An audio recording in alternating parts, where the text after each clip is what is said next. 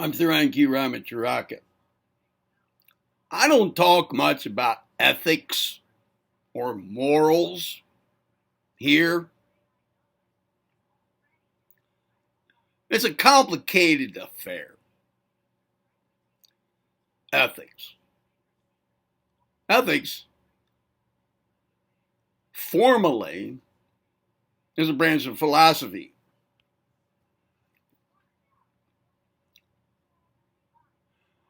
And it applies to everyday life. Well, the idea of doing the right thing, right action, right thinking, right this, right that, as opposed to doing the wrong thing. About the only time I actually talk about it in application is in the development or the refinement of your motives for doing any of this personal evolvement work. Which work should be done early in the game, and then become the backdrop against which or in which all of this work should proceed,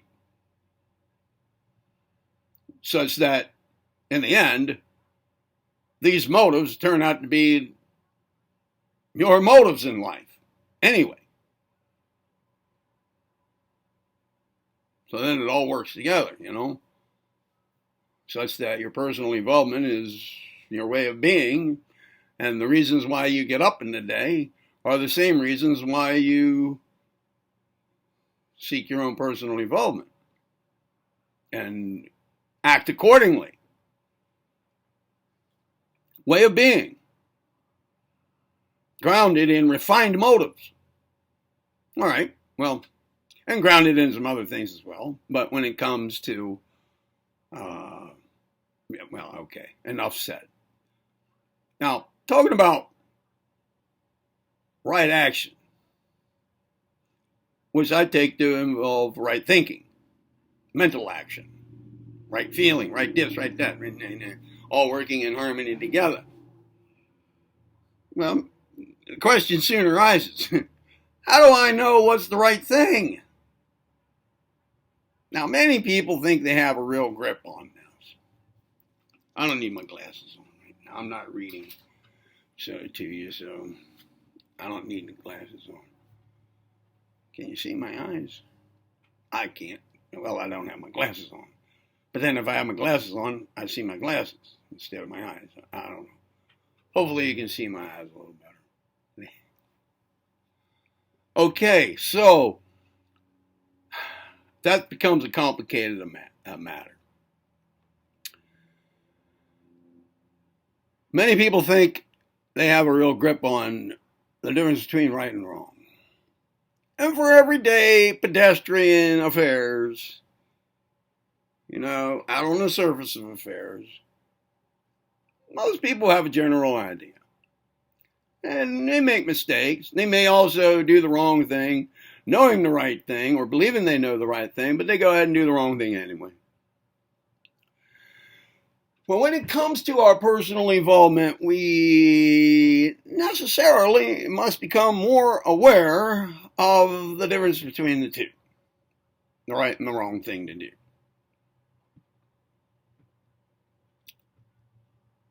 I mean, we may come to the conclusion for ourselves that engaging in our personal involvement, self-mastery, is the right thing to do.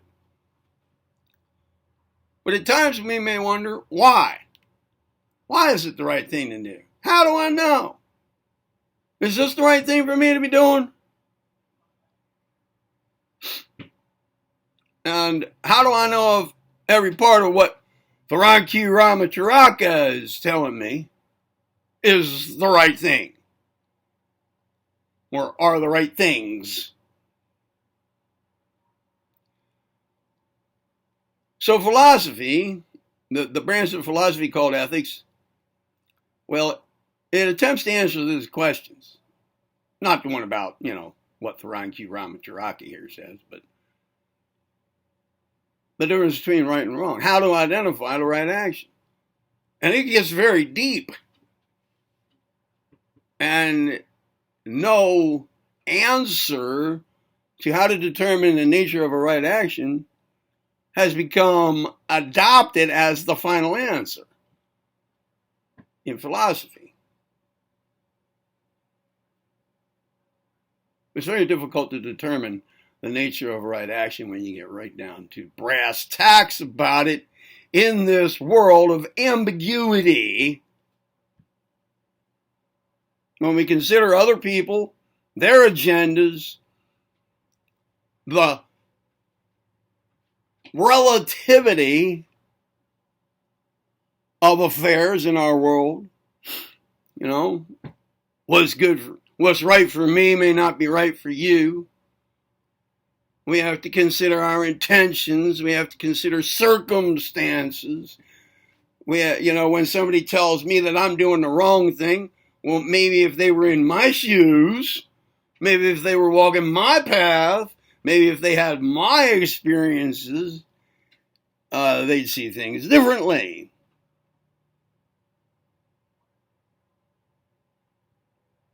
Well, I'll just give you, look, I took the mandatory ethics course when I got my degree in philosophy. My professor was one Samuel Scheffler. He wrote this book, very thin book. It's called The Rejection of Consequentialism, a philosophical investigation of the considerations underlying rival moral conceptions. He signed the book for me, right here. To me, Samuel Scheffler. All right, well, I just opened this at a random point. I'll read you one sentence. It points out something of the complications involved.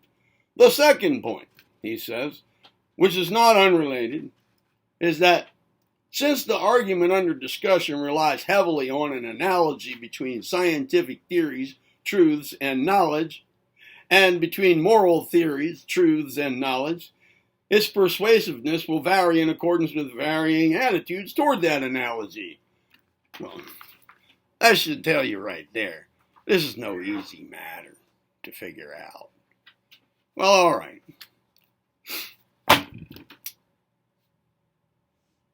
I've already answered in a video here that I recently posted. I've answered the question, why do the right thing? Well, let's say you got it all worked out about what the right thing to do is. Why do it? I answered that question. Do it out of a sense of duty to universal will, which apparently, if you look around, pushes the universe toward evolvement, constructive evolvement. Now, why personally evolve? Why, as a matter of fact, consider it the right thing to do your part in personal evolvement toward true selfhood, such that you would be playing your role in the evolvement of the human species, which we take it here to involve overcoming consciousness slavery, consciousness hijacking, and perception deception, and other forms of slavery, imposed upon us by lower astral entities and the powers that be on this planet, and so forth. I mean, it appears that the human species is going downhill so bad and so fast and faster and worse nearly every day that it looks like a Noah event happening, as one of my subscribers puts it. well stated, I think, toward extinction of our species on this planet. Might be too late. Kind of looks like it. It looks like a hopeless situation. But my question here is, from the point of view of Mother Nature, if we're so destructive to ourselves as a species here, and destructive to the planet, well, from the point of view of Mother Nature, it might be the right thing to do to assist in the annihilation of the species, our own species, right here and now. Just go ahead and get rid of it. Get rid of us. What about that? Maybe that's the right thing to do. Maybe that would be acting upon our duty to universal will. But is destruction in itself the right thing to engage in? I don't think so. Because the overall trend of the universe is evolvement. Hey, we have a right to fight for our survival, right? And we have, I think, a duty to evolve ourselves toward true selfhood. If nature wants to extinguish us, it's because of our destructivity. We can change that if it's not too late. Well, I suggest we get on it. I suggest that you get on it. Okay. But what is the nature of a right action? One of the basic pillars of Buddhism, if you like that sort of thing, is right action. Right meditation, right this, right that. Right thinking, right action. But what is the right action? Now, I don't talk much about it. Everything here that I propose and lay out works in that direction if done right. If done in accordance with the instruction, and if done such that all the parts of the whole program work together, if done in logical sequence, in logical order, if actually applied, each little part being developed as a standalone thing, but none of these can actually stand alone in application.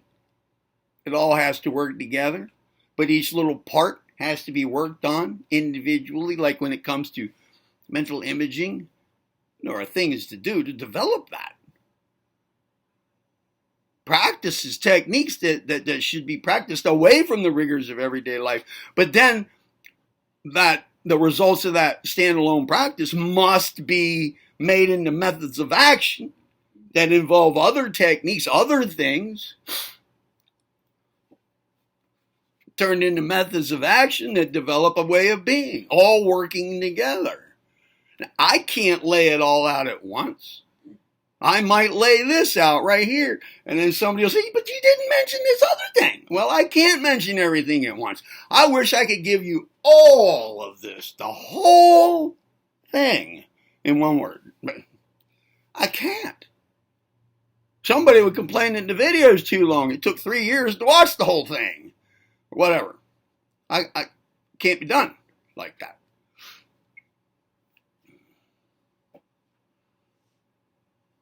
Can't be done like that. If I were to sum it all up, I might say, hey, maximize your performance, evolve your life, act now. There. How about that? Sounds good. Maximize your performance, evolve your life, act now. But what's the right way? What's the right action? At every turn of the day, at every moment in our lives, how do I know really now what's the right thing to do? I might think that turning everything upside down backwards and inside out is the right thing to do. How do I know? Okay, so look, I'm going to try to answer the question right now. This is the way I propose it as a step in refining your motives, which I haven't laid out here yet in this channel, but I will. That's another thing. Ethicalization is one of the steps in it. But I'll tell you that I'll separate it out and give it to you by itself right now. Now, there have been many theories proposed about how to determine the nature of a right action or how to determine a right action. They're very complicated to weed through. It turns out that the formulas that have been proposed have two main problems. The ones that are easy to apply on the spot in the rigors of everyday life don't seem to apply to every situation. On the one hand, that's on the one hand. On the other hand, the ones that are most widely or universally applicable are very difficult to apply on the spot.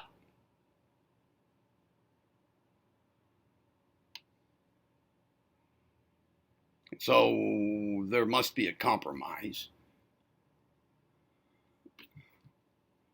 Must be one that we can apply across the board, and that's pretty easy to apply.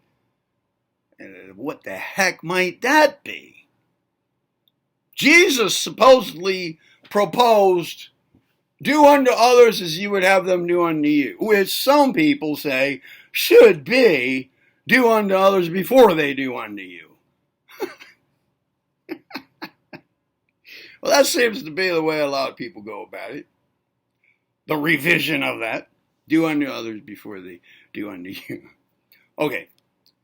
The golden rule, it's called. Do unto others as you would have them do unto you. Okay. That's simple. But let's dig a little further. Let's see if we can upgrade it a little bit. I turned to Immanuel Kant, the German metaphysician and ethicist. Now, it's a good idea, I think, to ground whatever formula we're going to try to implement into our everyday lives concerning the ethicity of our actions. It might be a good idea to ground it in a conception of the nature of reality. And it's such that if somebody were to say, well, what do you ground your formula? I mean, does it correspond with reality? Is it doable? Well, Kant happened to be an ethicist and a metaphysician, and he had a pretty decent, complicated notion of the nature of reality. It was all right. I mean, it was workable, you know, and it lent to the workability of his ethical formula, which he stated in several ways. And he also mentioned doing all of this, going about applying this formula in our everyday lives as out of a sense of duty. I added on duty to universal will. And that involves, in my opinion, this whole idea of constructive evolvement. All right, here it is. Here's his idea. When considering an act, trying to figure out what's the right thing to do here, ask yourself this question. This action that I'm considering, Would I will, will, the power of will. Would I will for everybody else? Everybody. This may include everybody who has ever lived, everybody who ever will live, and everybody who is alive right now. Or you just everybody. Whatever you take everybody to be, everybody. If each member of the everybody were in my shoes right now, while I'm trying to make this decision, we're in my circumstances to perform this action that I'm considering, would I will for everybody to do it? If everybody were in my shoes right now? Now there, we're taking care of the relativeness of the situation. My shoes, my circumstances in which I'm considering this action. All of my circumstances. In other words, if they were me, we've taken care of the circumstantial relativity of it. And I think we've upgraded, in a sense here, the others thing, do unto others as you would have them do unto you. I mean, we're talking about everybody. Do unto others, not just the people we encounter. We're talking about everybody.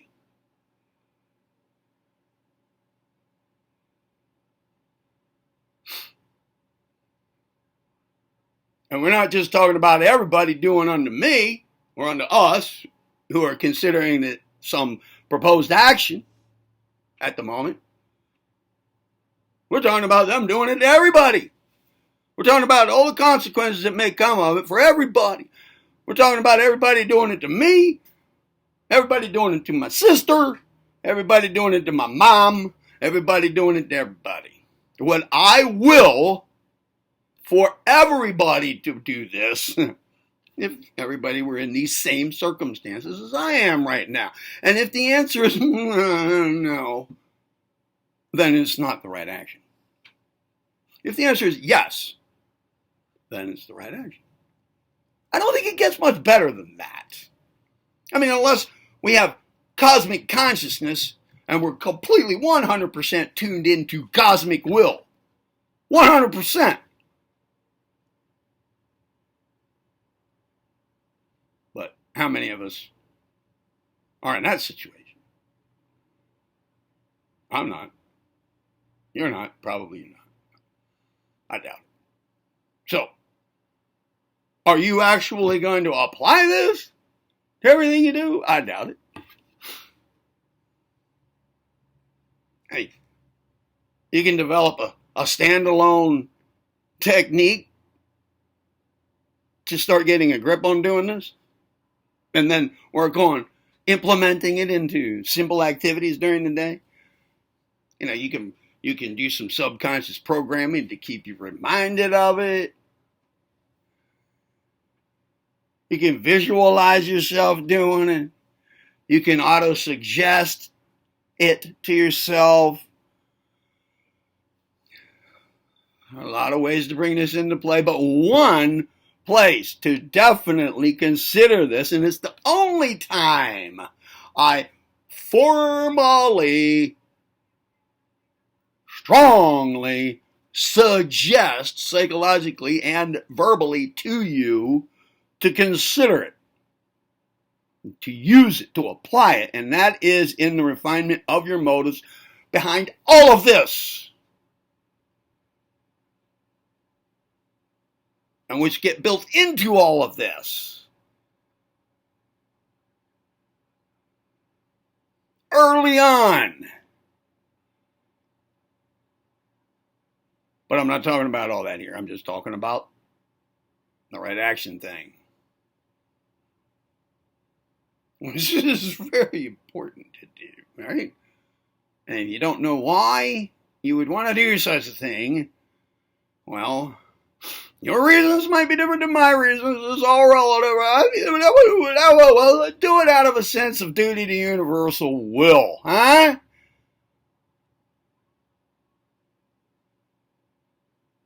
Even that can be totally misconstrued. But I say it's the right intention. And the better you get at this, all of this, your personal involvement to true selfhood, the more clear should be your perception of universal will. It should. I mean, you're going to have entity interference here like crazy if you're like most people, and you won't even know it. You'll be getting false messages from the astral plane and entities and your neighbors and your peer pressure and your parents. What we're after here is cutting through all of that. If you start to develop a sense of duty to universal will, you're going in the right direction. So make that your reason. Take some of the pressure off you, for one thing. All right, you get the point here. Immanuel Kant's formula is pretty easy to apply, and you can apply it to everything. I think it's one of the best, if not the best formula going. And we all have a sense of that. We just haven't articulated it as clearly as what I have, or he did, to ourselves. And it's a good idea to know something like that. I mean, don't you think it's a pretty good idea to be able to clearly understand this?